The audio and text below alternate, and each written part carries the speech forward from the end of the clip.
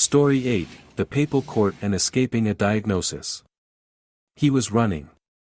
Not physically, no, walking was already a struggle, especially on the cobblestones of Burgos streets.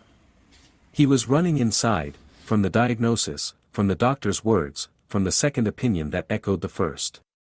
He didn't know what to do next. And so, he ended up in the Vatican, as people do when they've nowhere else to go. He sat in the shade to the right of the square, where tourists snap up plastic statuettes and shout into their phones. He stared at the basilica, feeling everything that once mattered, deals, titles, even his children, fade away. All that remained was silence. And the impossibility of changing anything.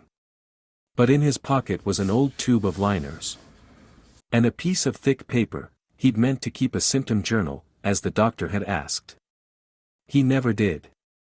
Instead, he pulled out a pen and began to draw, not the facade, not the perspective, but a strange, tangled web of capillaries that slowly became branches, roots, the framework of a dome. He was drawing his body, as a mechanism.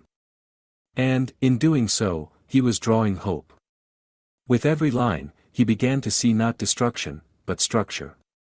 He remembered teaching his students long ago, any system, if you understand it, can be adapted. Even a damaged one. A passing monk glanced at the paper and said, "You're not drawing a dome. You're drawing a way out." He didn't reply.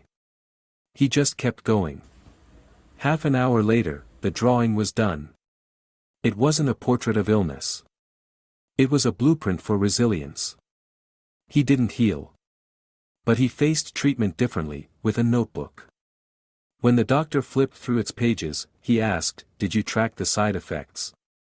He answered, "I tracked the will to return." This story isn't about a miracle.